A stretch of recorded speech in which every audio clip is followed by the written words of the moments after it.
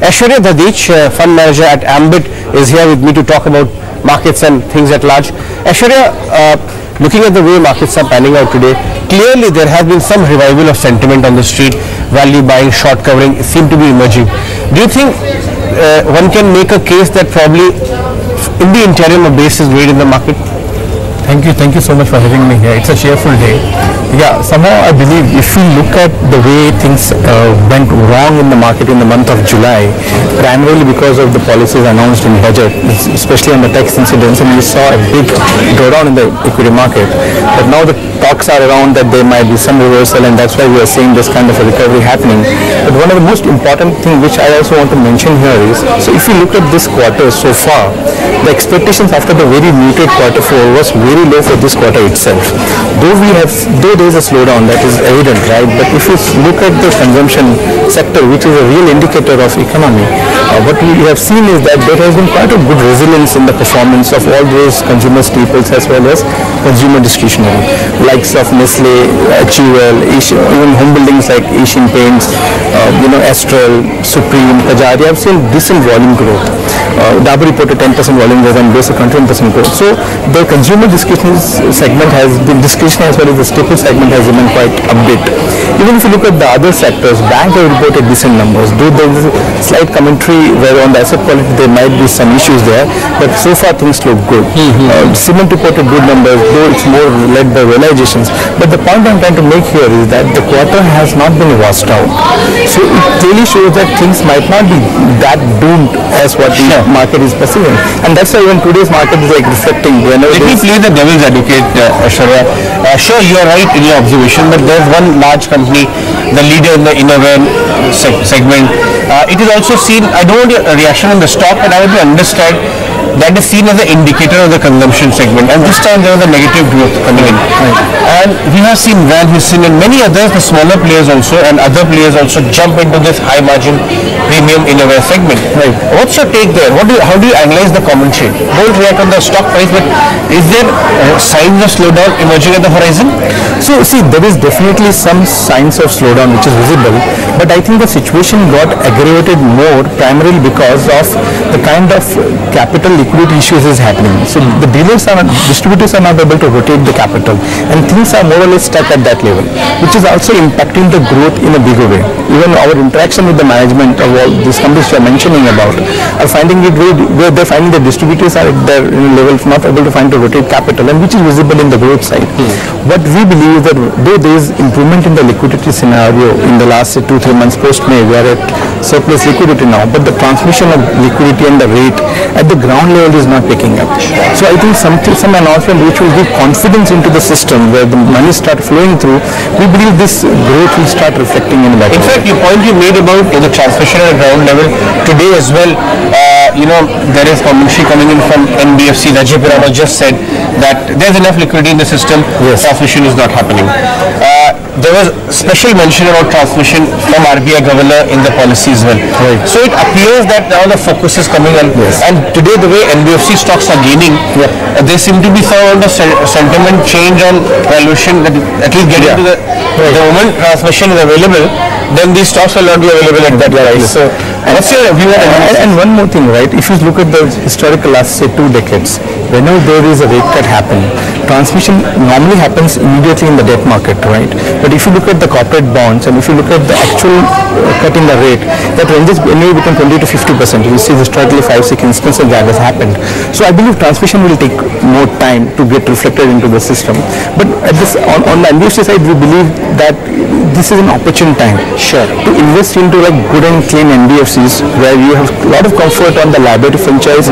See, on the asset side, growth is never a concern because we are a capital-starved country, right? But someone who is able to manage his ALM well, someone who is able to have a very strong liability franchise, who has adequate equity to get kind of growth, and which has a very clean corporate governance. These are the time to get into those kind of NBFCs. Actually, stay with us.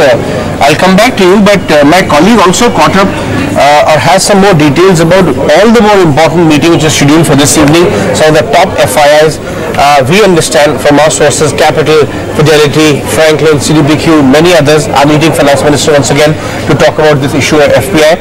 My colleague Ashna is here with more on that.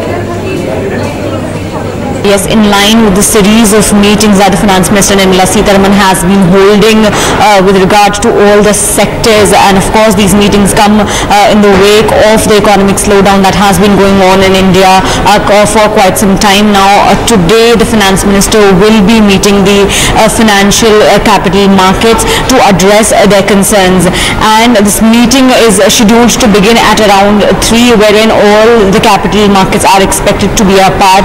Apart from that, we're also picking up that there is a special time slotted for FPIs in this meeting, for the foreign portfolio investors. They have been given a special 1-hour slot of 4 to 5 p.m. wherein the Finance Minister will hear them out and address their concerns. And of course this also comes on the back of the FPI surcharge which was imposed in the budget. Now there are reports that the Finance Ministry might withdraw the surcharge that was announced in the budget, and how they will withdraw it, that remains to be known as of now. There are two ways: either the Finance Ministry can bring an ordinance to withdraw it, as the finance bill has already been passed, or it might just go ahead by issuing a clarification in that regard.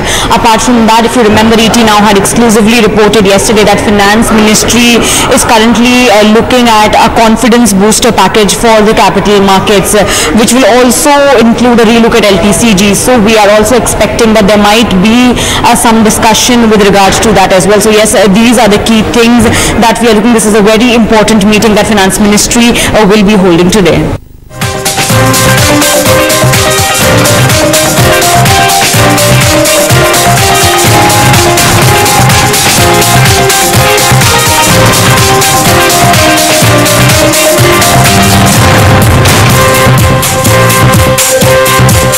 Dadheech of AMBIT. Aishwarya, I want your view on auto and auto ancillary ecosystem. We spoke about NBFCs, but this is also an area which has seen maximum damage. You talk of the name Bharat Forge, Motherson, Maruti, entire ecosystem auto ancillary have been really cut into half because of disruption and BS6 and all of that, and some changes in the policy level fears of that.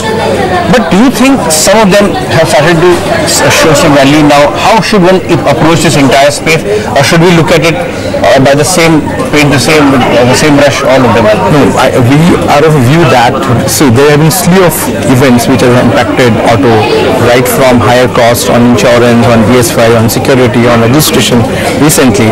But the bigger hit was because of this liquidity crisis. So basically, in auto sector, autos are not sold, it's finance which is sold, right?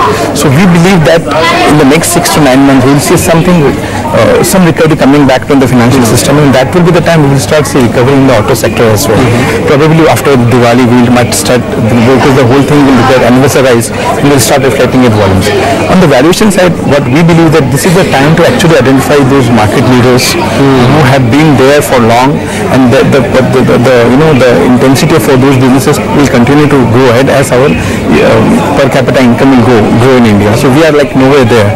So we are very upbeat that this is our actual time to start getting into quality. Passenger vehicles, probably passenger vehicles, like the leader in the passenger vehicles, even the leader in the two-wheelers. But I think PV will be the one which will take the rebound faster. CV might take some more time because it is also dependent on the economic scenario. But we are very upbeat on PV and to some extent to the leaders on the two-wheeler side.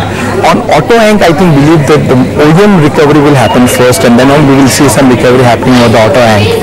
But very upbeat on this valuation, because those are the balance sheet with huge amount of cash, good companies, market leaders. I think this is a right. In fact, market leaders are trading very strongly as well today. All right, Dadheech, we'll let you go on that one. Thank you so much for dropping by today. Thank you. That was Aishvarya Dadheech of AMBIT. But meanwhile, also hear out the views of Endurance Technology.